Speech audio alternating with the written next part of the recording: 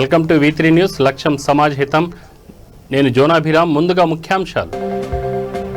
రైతాంగాన్ని నిలువునా ముంచిన అకాల వర్షం, కొనుగోలు కేంద్రాల వద్ద ఉంచిన ధాన్యం నీళ్లపాలు.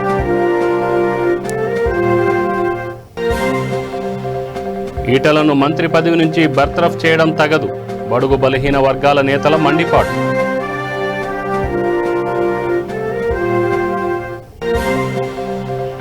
అందరినీ నిస్సహాయాలు చేస్తున్న కరోనా, ఆఖరి క్షణంలో తండ్రి గొంతు తడిపిన కుమార్తె.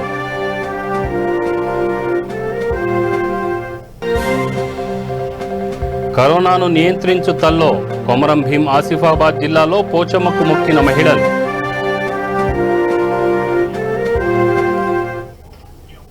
డీటెయిల్స్ చూస్తే అకాల వర్షం రైతాంగాన్ని నిలువున ముంచింది. ముధోల్, బాసర తదితర గ్రామాల్లో వడగండ్ల వర్షం కురిసింది. దీంతో కొనుగోలు కేంద్రాల వద్ద ఉంచిన ధాన్యం తడిసిపోయింది. ఆరుగాలం కష్టపడి చేతికందిన పంట నీళ్ల పాలవడంతో ఏం చేయాలో పాలుపోక రైతులు విలవిల్లాడుతున్నారు. కల్లాల వద్ద నిలిచిపోయిన వర్షపు నీటిని తరలించేందుకు నానా తంటాలు పడుతున్నారు. తడిసిన ధాన్యాన్ని కొనుగోలు చేసి తమను ఆదుకోవాలని వేడుకుంటున్నారు.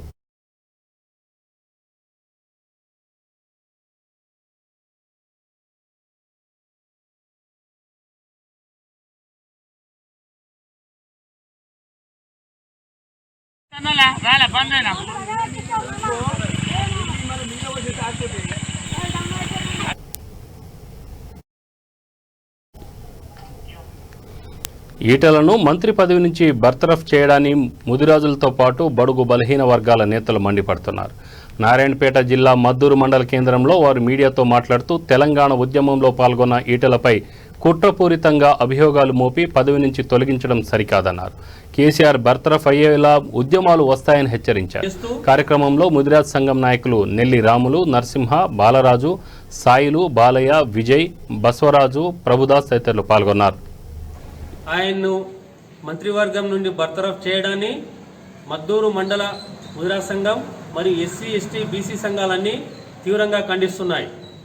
అన్యాయంగా ఎటువంటి పాపమరిగని ఈటెల రాజేందర్ గారిని కేసీఆర్ గారు కుట్రపూరితంగా తన స్వార్థం కోసం తన కొడుకుకు ముఖ్యమంత్రి పదవి ఇస్తే ఈయన ఎక్కడ అడ్డం వస్తాడనే ఉద్దేశంతో ఈయన్ని ఒక ప్లాన్ ప్రకారం తప్పించడానికి ప్రయత్నం చేసి ఏదో చిల్లర మల్లర కింద గ్రామ స్థాయిలో చేసే రాజకీయాలు ఆయన రాష్ట్ర స్థాయిలో చేస్తూ ఈటెల రాజేందర్ గారి మీద బురద జల్లడానికి ప్రయత్నం చేస్తూ ఉన్నారు. కానీ ముఖ్యమంత్రి గారికి మేము ఒకటే హెచ్చరిక చేస్తున్నాం. నీవు ఎస్సీ, ఎస్టీ, బీసీ, ముదిరాజ్ ఓట్లతో గెలిచిన నీవు ఒక దొరవు. రాష్ట్ర స్థాయిలో మీ జనాభా 2% కూడా లేదు. కానీ నువ్వు ముఖ్యమంత్రి అయినావంటే దానికి కారణము తెలంగాణ రాష్ట్రంలో ఉన్న ఎస్సీ, ఎస్టీ, బీసీ కార్యకర్తలు, బీసీ ప్రజలే దానికి కారణము. నీవు ఈరోజు ఇంతకుముందు రాజయ్య గారి మీద ఉప ముఖ్యమంత్రిగా ఉన్నప్పుడు ఆయన్ని అన్యాయంగా బర్తరఫ్ చేసినావు, ఎటువంటిది చెప్పకుండా. ఈరోజు మరి అదేవిధంగా ఒక బీసీ నాయకుని మీద కావాలనే ఆయన్ని తప్పించాలనే ఉద్దేశంతో కుట్రపూరితంగా ఆయన మీద ఏదో తెలంగాణలో ఈటల రాజేందర్ అన్నకు జరిగింది. ముదిరాజులందరూ ఆత్మగౌరవం దెబ్బతింటుందని భావిస్తున్నాం. ఇంతకుముందు కూడా ముదిరాజులలో తెలంగాణలో ముందు మల్ల విడత ఉద్యమకారుడు ఈటల రాజేందర్ అన్న నుండి పోలీస్ కిష్టన్న నా తెలంగాణ బిడ్డలకు అన్యాయం జరుగుతుందని రివాల్వర్తో కాల్చుకొని చచ్చిపోయిన దాంట్లో కూడా ముదిరాజులు ముందుండి తెలంగాణ కొరకు పోరాడి నీ వెంబడుండి ఇప్పుడు ఈ ఎలక్షన్లో ప్రతి దాంట్లో కూడా ముదిరాజులందరూ నీ వెంబడి పనిచేసినాం. దయచేసి మా అందరిని అర్థం చేసుకోండి. ఈరోజైనా అర్థం చేసుకుని వీళ్లకు న్యాయం జరిగేటట్లు చేసి ఈరోజు అందరూ కూడా తీవ్రంగా ఖండిస్తున్నాం. ఈటల రాజేందర్ గారు ఒక మచ్చలేని నాయకుడు. ఆయన విద్యార్థి దశ నుండి కూడా ఎన్నో ఉద్యమాలు చేసిండు. తెలంగాణలో కూడా కేసీఆర్కి ధీటుగా, కేసీఆర్కి సమకాలికుడుగా ఆయన తెలంగాణ ఉద్యమంలో పాల్గొని తెలంగాణ సాధించడం జరిగింది. ఈరోజు కేసీఆర్ గారు ఆయన యొక్క స్వార్థం కోసం, ఆయన కొడుకుని ముఖ్యమంత్రి చేయడం కోసం ఈ ఈటెల రాజేందర్ గారు నా కొడుకుకు ఎక్కడ అడ్డం వస్తాడో, ఈటెల రాజేందర్ గారు సీనియర్ నాయకులు నా కొడుకుకు అడ్డం వస్తాడని ఏకైక ఒక భావంతోన ఆయన మీద బట్టగాల్చి చందుర్తి మండల కేంద్రంలో ప్రాథమిక ఆరోగ్య కేంద్రంలో ఇవాళ కూడా వ్యాక్సినేషన్ జరగలేదు. దీంతో స్థానికులు తీవ్ర ఆగ్రహం వ్యక్తం చేస్తున్నారు. ఈ విషయమై ఎంపీటీసీ గణేష్ మీడియాతో మాట్లాడుతూ కేసీఆర్ తనకు కుడి భుజమని చెప్పుకునే ఈటలను ఒక్క రోజులో బర్తరఫ్ చేయడమే కాకుండా విచారణకు ఆదేశించారన్నారు. దీనిపై ఉన్న ఆసక్తి కరోనాతో విలవిలలాడుతున్న ప్రజలపై ఎందుకు చూపడం లేదంటూ నిలదీశారు. సకాలంలో వ్యాక్సిన్లను ఎందుకు అందించలేకపోతున్నారన్నారు. కేసీఆర్ తన కుడి భుజంగా చెప్పుకున్నటువంటి ఈటల రాజేందర్ గారి మీద పెట్టినటువంటి దృష్టి ఒకటే రోజు ఎంక్వైరీ ఆదేశాలిచ్చుడు, బర్తరఫ్ చేసుడు, ఇంత చకచక పనిచేసే విధంగా ఆదేశాలు ఇచ్చిన కేసీఆర్ మరి కరోనా వ్యాక్సిన్ గురించి ఈ రకంగా ఆదేశాలు ఎందుకు ఇస్తలేడో ప్రజలు అర్థం చేసుకోవాలి. ఇప్పటికైనా బడుగు బలహీన వర్గాల మీద పెట్టే దృష్టి మరి నీ పక్కనటువంటి అధికారులను ఆదేశించి అదేవిధంగా ప్రజల ఆరోగ్యం మీద కూడా దృష్టి సారించాలి. మరి అనారోగ్యంగా ఉన్నటువంటి ముఖ్యమంత్రి ఆరోగ్య శాఖను నీ దగ్గర తీసుకున్నది కూడా నిజంగా నీ చేతగానితనానికి నిదర్శనం. కాబట్టి ప్రజల ప్రాణాలను కాపాడాల్సిన బాధ్యత ఉందని మరొకసారి గుర్తు చేస్తూ ఖచ్చితంగా మొదటి 2వ డోసు కార్యక్రమాన్ని విజయవంతంగా కొనసాగించాలి. వ్యాక్సిన్ కొరత ఉన్నట్టయితే కూడా త్వరగా తెప్పించే విధంగా చర్యలు చేపట్టాలని కూడా మా చందుర్తి మండల ప్రజానికం తరఫున వేడుకోవడం జరుగుతుంది. హైదరాబాద్ నగరంలోని సరూర్ నగర్ విఎం హోంలో ఓట్ల లెక్కింపు జరుగుతోంది. 3 రూమ్లు 5 టేబుళ్ల చొప్పున మొత్తం 15 టేబుళ్లపై ఈ ప్రక్రియ కొనసాగుతుంది. ముందుగా బ్యాలెట్ పేపర్లను 25 చొప్పున బండిల్స్ కట్టి ఒక్కో టేబుల్పై 1000 ఓట్ల చొప్పున లెక్కించారు.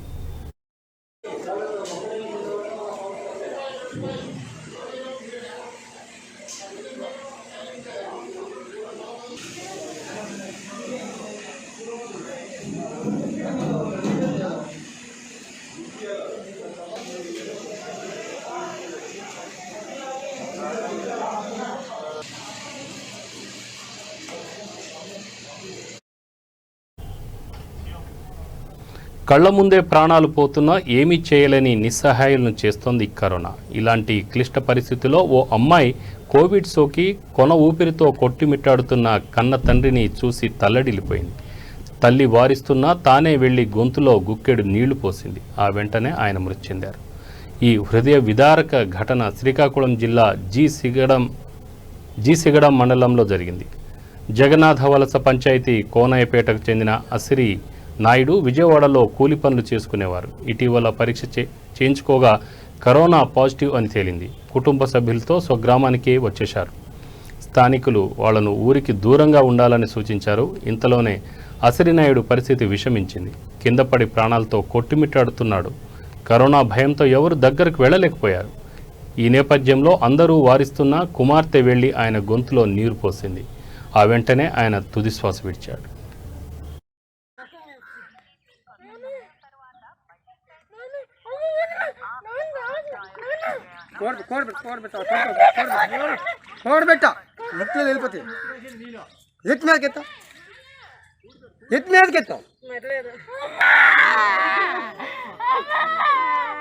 ప్రాణం అంత కొద్దిగా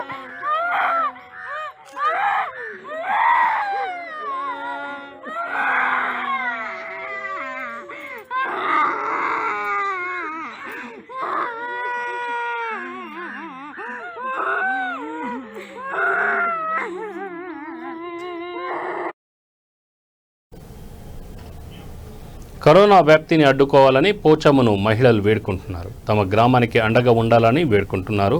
కొమరం భీం ఆసిఫాబాద్ జిల్లా గోలేటి గ్రామ మహిళలు అమ్మవారికి నీళ్లు పోసి మొక్కులు తీర్చుకున్నారు.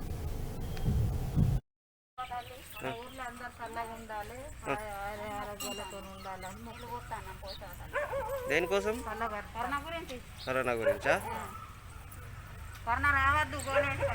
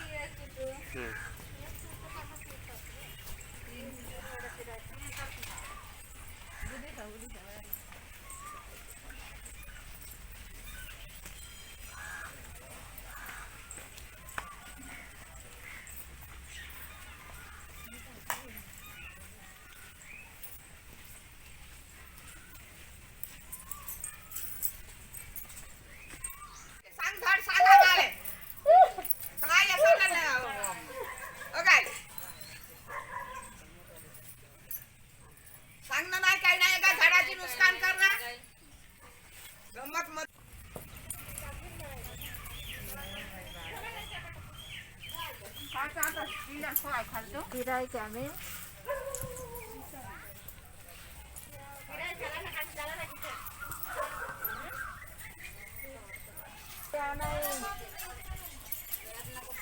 माझी माय उभं काढत होती.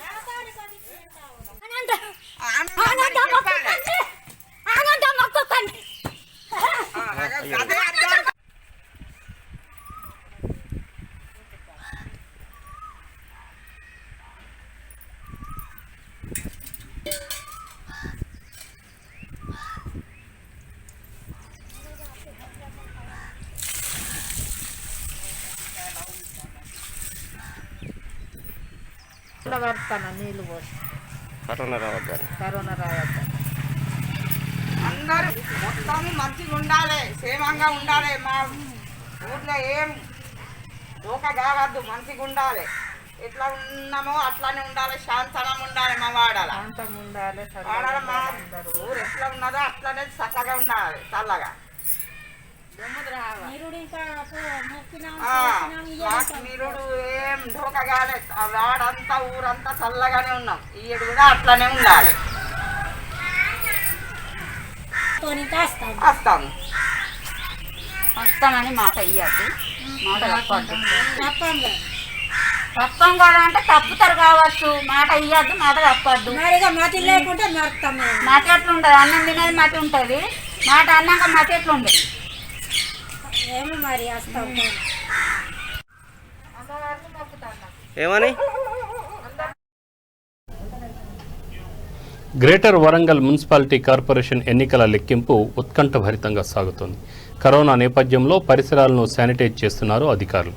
ఎటువంటి అవాంఛనీయ సంఘటనలు చోటు చేసుకోకుండా పోలీసులు గట్టి బందోబస్తు చేస్తున్నారు.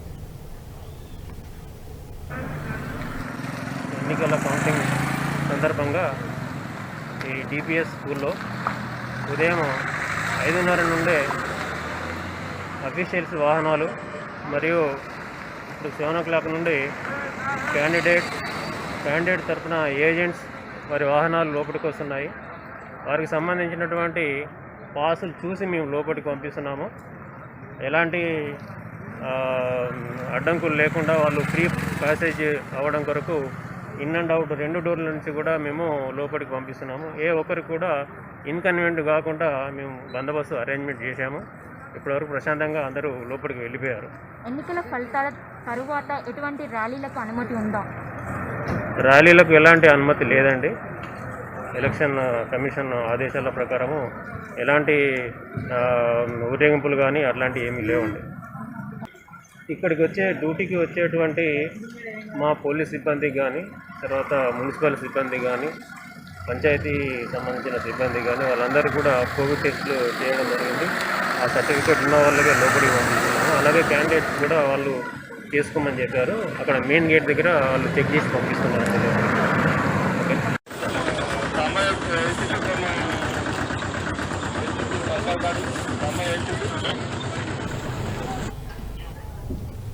మున్సిపల్ ఎన్నికల్లో ఘన విజయం నేపథ్యంలో టీఆర్ఎస్ శ్రేణులు సంబరాలు చేసుకుంటుంది. ఈ సందర్భంగా ఎమ్మెల్యే క్యాంపు కార్యాలయంలో విజేతలు మంత్రి జగదీశ్వర్ రెడ్డి, రాజ్యసభ సభ్యులు Lingaiah Yadav, Nagarikal MLA Chirumarthi Lingaiah, TRS party ప్రధాన కార్యదర్శి తక్కేళ్లపల్లి రవీందర్ రావు, మాజీ ఎమ్మెల్సీ పూల రవీందర్లను కలిశారు.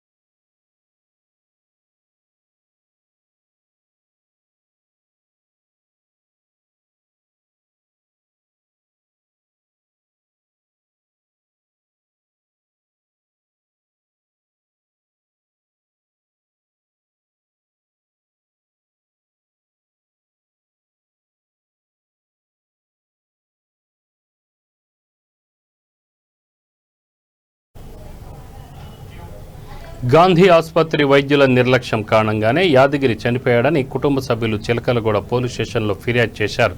విచారణ చేసి తగిన చర్యలు తీసుకోవాలని కోరారు.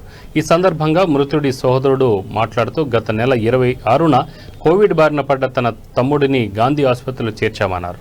తన తమ్ముడు అదే రోజు చనిపోయాడని 2 రోజుల తర్వాత వైద్యులు తెలిపారన్నారు.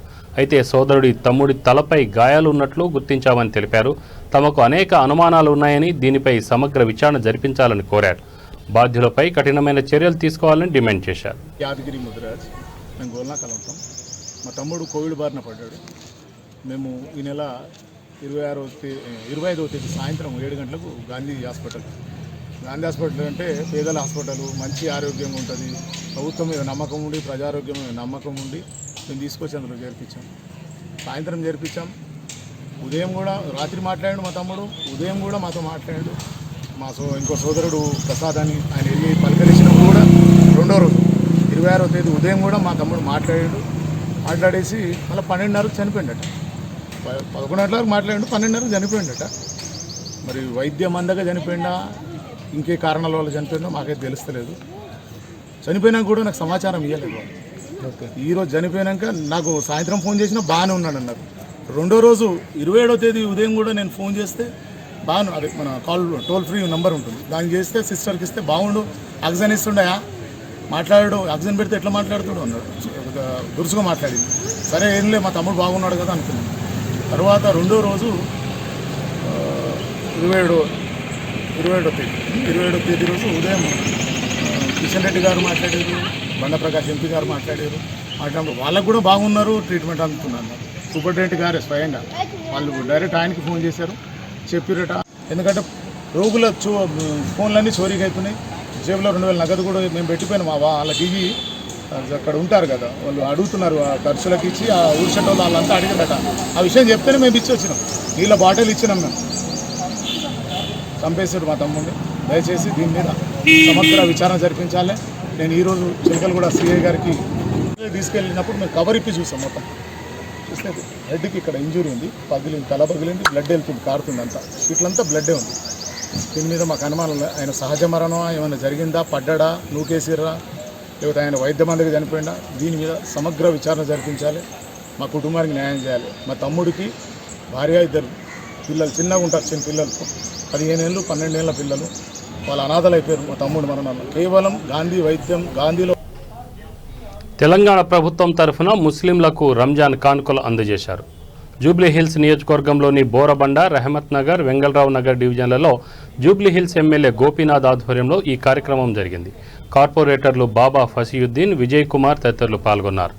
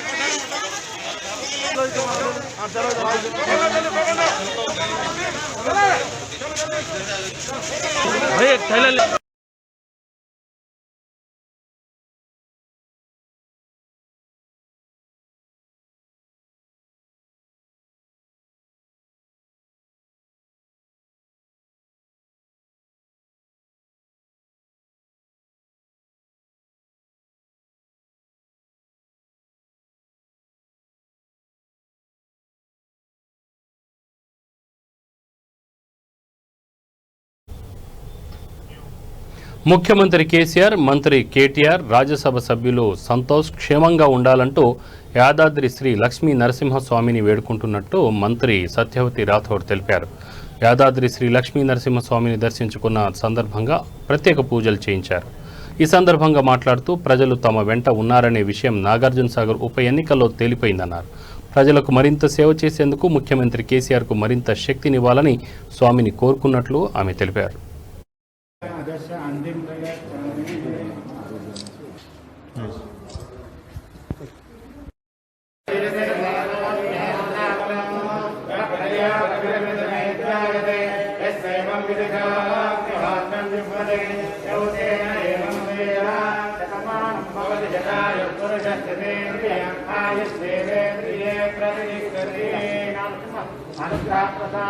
రాజముఖే రాజద్వారే సర్వదా దిగ్రస్తు మనోవాంఛ మన దిగ్రస్తు పునర్దర్శన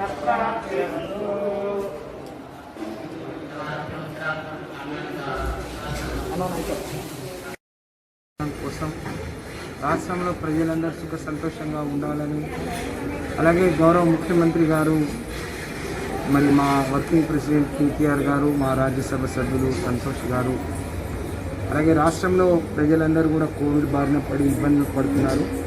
స్వామివారిని అందరినీ, రాష్ట్ర ప్రజలందరినీ సుఖంగా సంతోషంగా ఉండే విధంగా దీవించమని, అలాగే ఈ రాష్ట్రం కోసం అహర్నిశలు కృషి చేసే మా ముఖ్యమంత్రికి మరింత శక్తిని ఇవ్వాలని కోరుతా ఉన్నాం.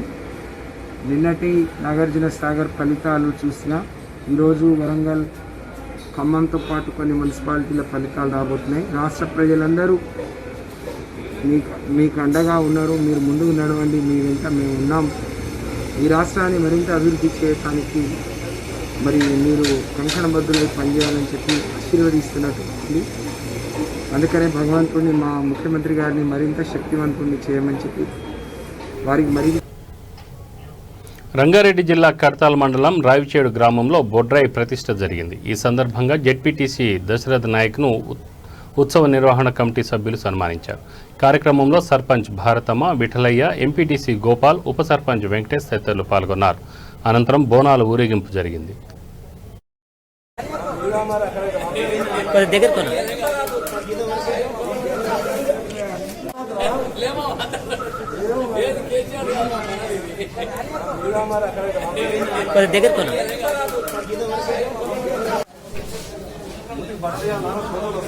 తీయండి తీయండి.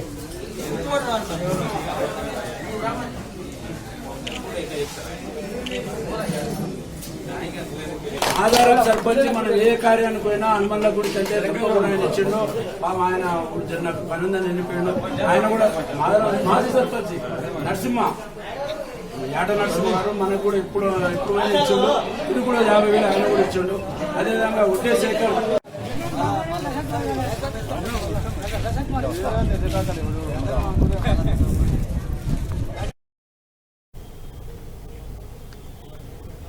బులెటిన్ ముగించే ముందు ముఖ్యాంశాలు మరొకసారి.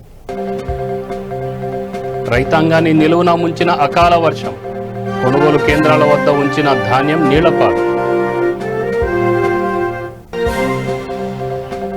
ఈటలను మంత్రి పదవి నుంచి బర్తరఫ్ చేయడం తగదు, బడుగు బలహీన వర్గాల నేతల మండిపాటు.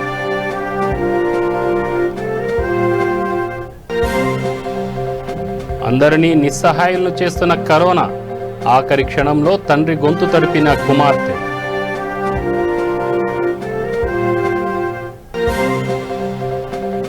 కరోనాను నియంత్రించు తల్లో కొమరం భీం ఆసిఫాబాద్ జిల్లాలో పోచమ్మకు మొక్కిన మహిళలు.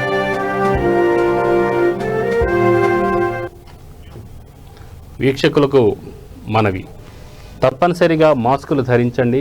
మిమ్మల్ని మీరు కరోనా నుంచి కాపాడుకోవడంతో పాటు మీ కుటుంబ సభ్యుల్ని, మీ తోటివారిని కూడా కరోనా నుంచి కాపాడుకున్నవారు అవుతారు. చూస్తూనే ఉండండి V3 న్యూస్, లక్ష్యం సమాజహితం. నమస్తే.